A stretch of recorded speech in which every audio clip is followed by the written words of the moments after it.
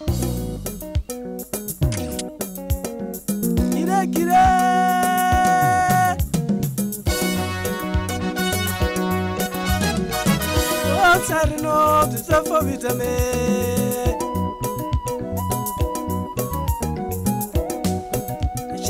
with Puo, by your wheat on it. Shaking with Puo, by your week again. Shaking with Puo, by your wheat on it. Shaking with Puo, by your week again. By your wheat on it. By your week again. By your wheat on it. By your week again. Shaking with Puo, by your wheat on it.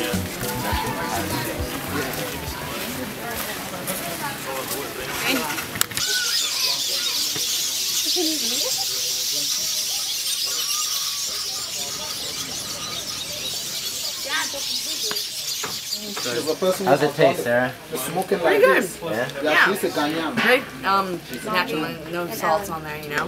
But fishing here is not only done by Ghanaians. So And you can chew the bones too, right? Yeah, and they told me to peel it though and eat it. Cameroonians, Nigerians, and what. Once you smoke it, I mean, there's not much, you know, like meat left. It's just like chips, right? It's pretty overwhelming. I mean, to think that these people live like this every single day, and just the sanitation conditions, and I don't know, just some of the things they sell, it looks like they've already been used, you know, like just the access that they don't have to things that we take for granted every single day. We get up every morning and we just have it.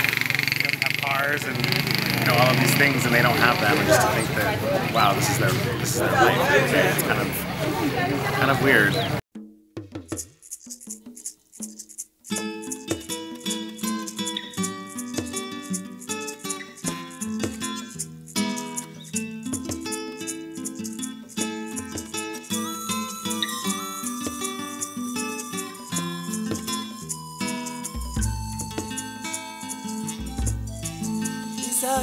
And the subspecies is found just in 2 African countries, Cameroon and Nigeria.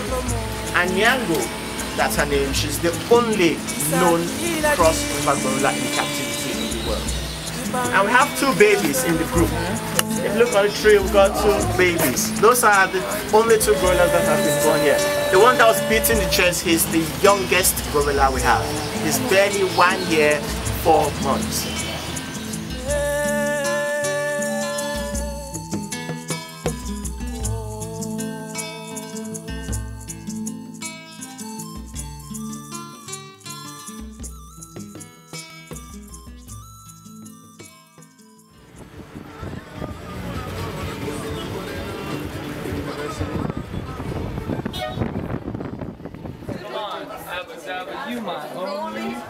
I appreciate you taking the time to welcome me. My name is Dr. Martel, this is Dr. Eckford. I am a professor of anthropology, professor of history. These are all of our students, or a cross-section of our students. What you see here is very representative of where we come from in Los Angeles. A very diverse group of people. And we would like to establish a relationship with your school with the hope that one day we can have a true exchange where you come to Los Angeles for 6 weeks, students come to the University of Guaya for 6 weeks. So that is the ultimate goal. We're happy to meet you, and we hope that we can mingle and get to know each other better and perhaps establish good friendships that will last for a while. Thank you. We're on track to get things happen in terms of we are looking for this kind of intercultural cross-fertilization of knowledge, and we are now in a global village. The problem is we don't have the same mechanisms of function when it comes there. So I don't know if you are aware. I am very much aware. I have a vision, I have a dream.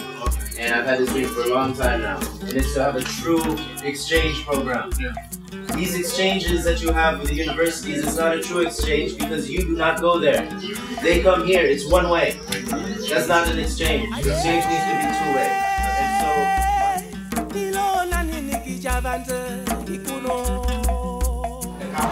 And we were really anxiously waiting for you people. And when we saw you arrive, we said, oh, welcome. Just wish to know what inspired you. so my students hear me discuss Cameroon. And so, to their credit, last year, the anthropology club said, well, why don't we go to Cameroon? And I thought, why not? Let's do it. And they said, no, you cannot take him to Cameroon. No, you cannot go there. I said, why not? They said, well, it's Cameroon. What if something happens? I said, well, what if something happens in France or Spain? To my students' credit, they did not listen to the naysayers. And we raised money, we worked hard, we watched the photos, we sold t-shirts, and we were haunted. And finally, now, here we are.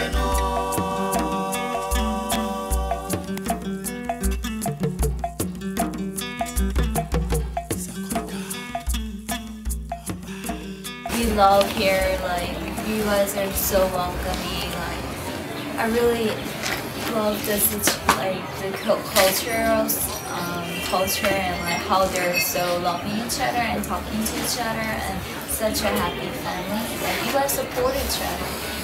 And then some of us were like, oh, we would like to leave here, like, myself, stay here. And then they told me, they told us actually, you guys will never make it here. It's too hard for you guys. No, that is true, and let's be real about that, that's folks. true. That is really true. It's not easy. A couple weeks is one thing. Yeah. Even a month, you'll really start feeling it. 3 months is almost too much. I mean, it's really hard if you're not used to it. Let me give you an idea of what a salary is here. Our bus driver, Charlie, he drives buses for a living. He drives the big buses, and it's basically 6 days a week driving. He gets paid $35,000 a month. That comes out to about $80 a month, and that's one of the best jobs you can have here. So it's definitely not easy. You know, it's not. You gotta make that money. You gotta stretch it out.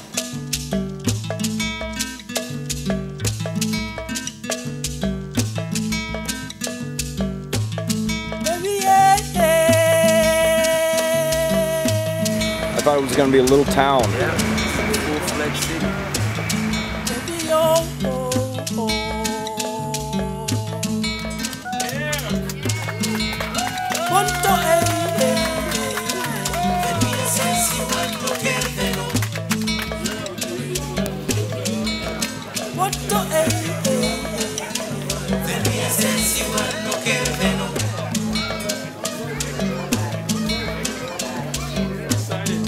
We are here.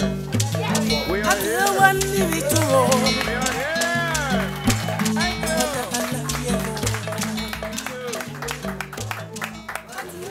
I want to start by welcoming our brothers and sisters from the US of A.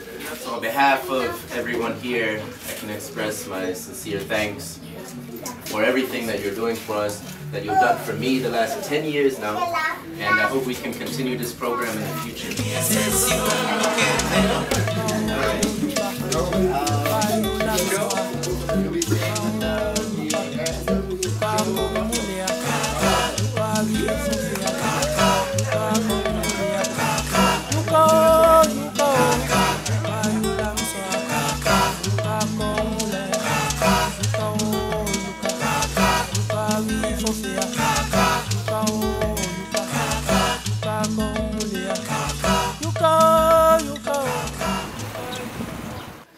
Off to Paul's house. Yeah.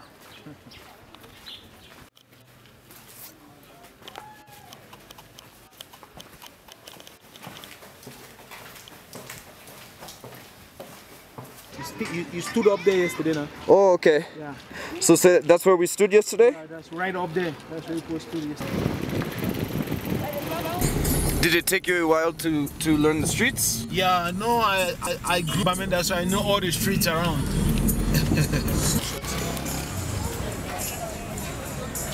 Bye-bye. And this is your shop? Your shop, and you sell the dresses? Dresses and shoes? Yeah, we sell bags. Where do they come from? America. Saying is that most American, in short, most people that are abroad, they just believe that we are very, very far behind.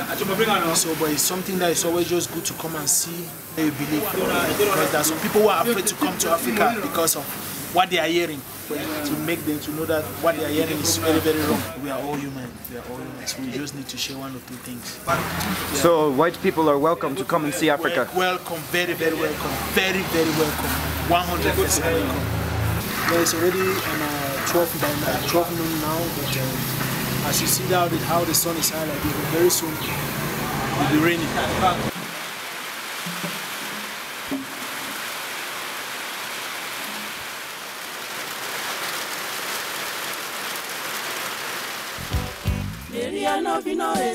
One day you go to me say, Mary and love you know, say one day you go to me say, Mary and love you know, say one day you go to me say, Mary and love you know, say one day you go to me say, Mary and love you know, say one day you go to me say, I bring you for village where you know something. I wash you so that you don't shine again. I buy you some more to say you became man, it's your life. You carry, but every day for something. You carry, but every day for Dallas. You carry, but every day for Ayaba. You carry, but every day for something. Mary, I love you, no, it's one day you go to me say. Mary, I love you, no, it's one day you go to me say. Mary, I love you, no, it's one day you go to me say. Mary, I love you, no, it's one day you go to me say.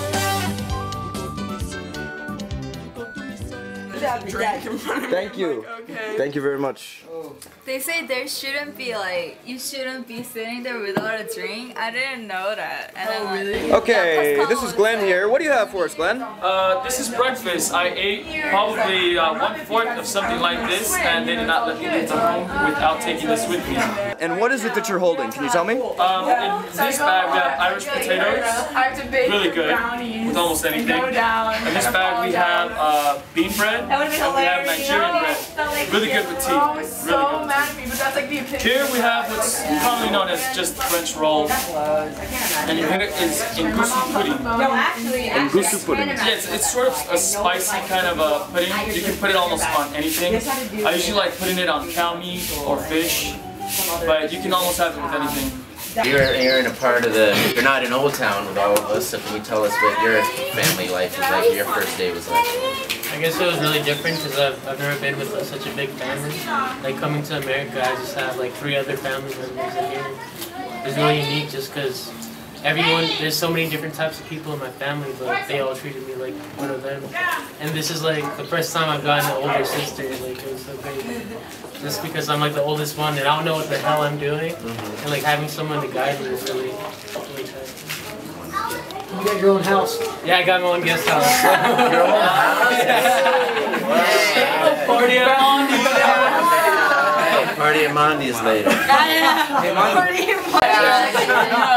We were walking through, my favorite part was walking through, just getting the first tour of the city and just like walking through, smelling everything, seeing everything, hearing everything. And then actually Mohammed was really, really knowledgeable and like gave us a lot of information. Yeah, we talked about so many. The father of our family is Muslim and the mother is Christian. Oh yeah, we had a really good conversation. So it's just so cool how they can like live in unity together and there's no problem. They're like, yeah, he goes, to the mosque on Friday, we go to church on Sunday, and we're just sort of like, oh, okay, cool, like no problem, the kids can go whatever way they want. It was just really special to just see such a peace. Our home is very peaceful and very going back to the religion thing, it's kind of, you have districts and regions where it's mostly Muslim or it's mostly Christian, but then you go back into the family and then you're free to choose, and you can go practice whatever you want.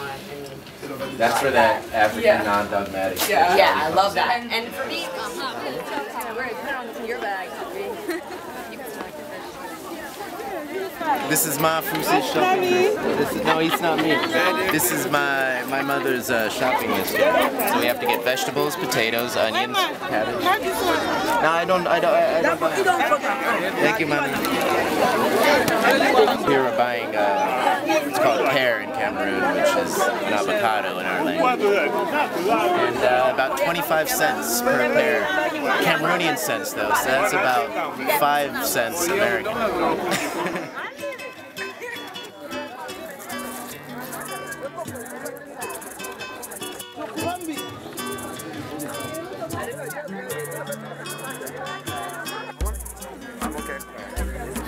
No?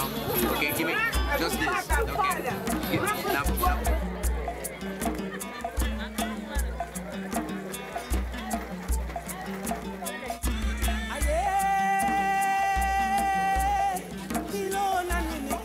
Very delicious. Give me fish for 1,000. 1,000.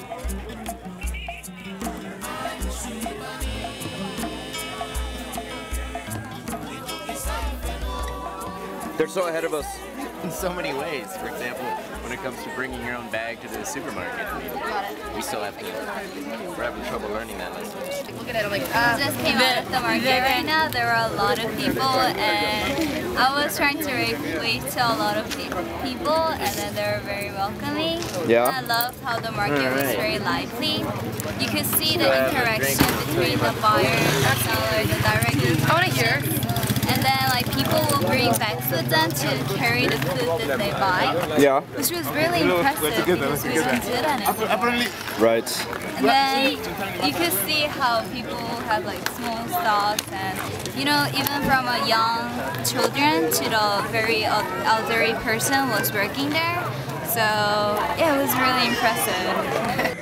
Last night I participated in a waykeeping where I actually was able to dance with the, tell me the name of the society? Subi. The Subi. I was able to do to follow the Subi dancing. So I was actually a part of something where I was actually fully celebrating someone's life, but more physically. I was in an area where all the Subi people were sitting, so I guess it was different from everybody else. And the way I was involved was just dancing, and I got to meet the son of the man who passed away, and it was very rewarding. It was different from back home, the wakes, because I was able to fully participate, like body, dancing, and Instead of just sitting there. Last night I was more in the moment and I was able to explain it better. I'm sorry, guys. Did you feel out of place at all being there? Did you feel like... I felt very welcome. I felt very, very welcome. I felt that the son was very appreciative. Before I left, he came by with a photo and he shook my hand. He brought me food personally, you know. So it was very different from wakes back home. He didn't treat you like a stranger. Did not treat me like a stranger. Yeah. And where did you? And I didn't even know anybody. I didn't know them. I didn't know his father. I didn't know his family. Just because I was there, I was dancing, and I was a part of the celebration. I was welcomed, and it felt very good.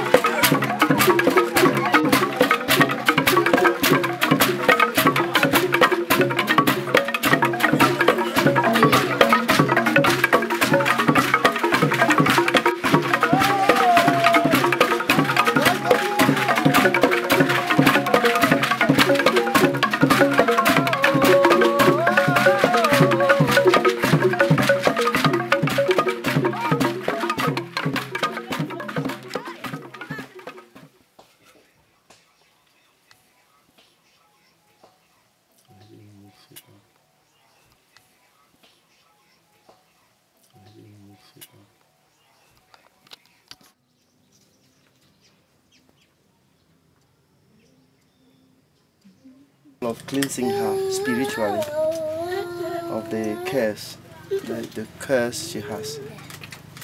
And after all that, her star is restored as natural.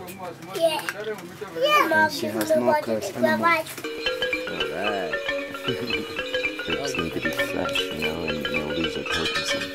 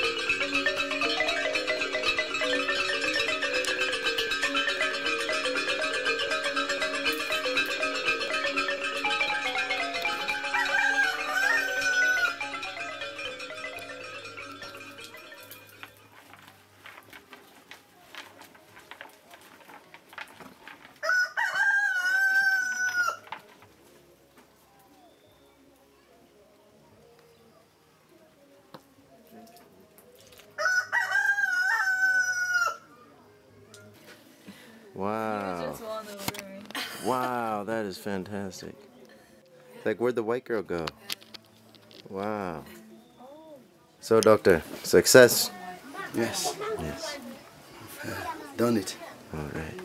So fine, so fine, so fine. So she must, she should not bathe for 3 days. 3 days. Like that.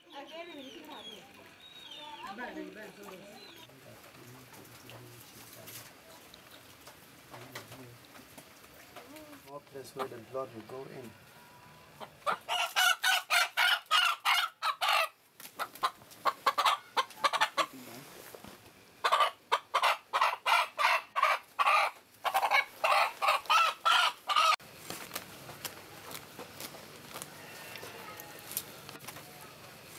So this is for kati kati? This is for kati kati. And that You is... see, kati kati is the traditional name we give to a roasted chicken and prepared for food. You see, I had to provide 2 chickens because I do not know the number like you, the cameraman too. Yes. And some other people who may accompany you.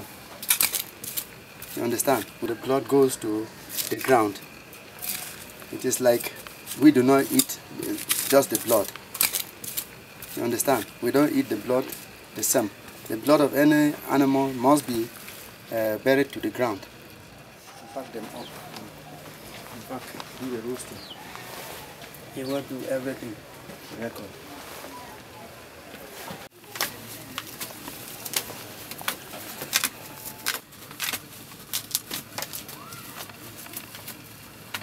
So you burn the feathers off? Bind the wings like this.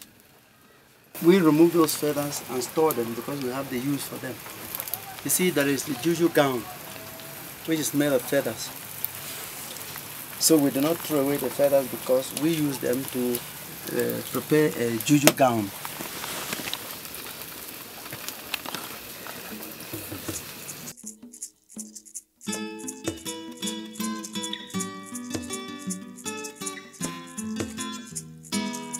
As our journey in Cameroon came to a close, the 3 weeks had proven to mean more to us than anyone could have imagined. Indeed, the United States and the world would never seem the same to this band of community college students from Los Angeles. These explorers of culture, these denizens of the field, extended a hand to the unknown and felt the embrace of strangers who quickly became like family.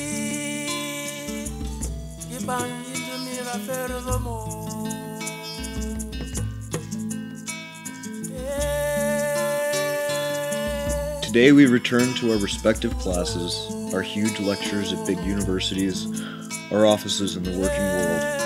But no matter where we are, the common experience of humility unites us all.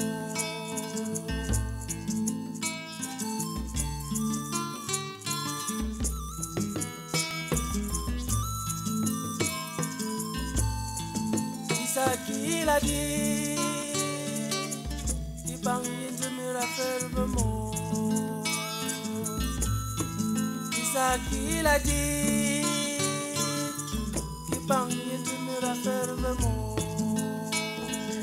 is our sincere hope that more students will follow in our footsteps and experience a truly life-changing journey. Please support future study abroad programs in Cameroon. Everyone back in Bamenda is eagerly anticipating our return.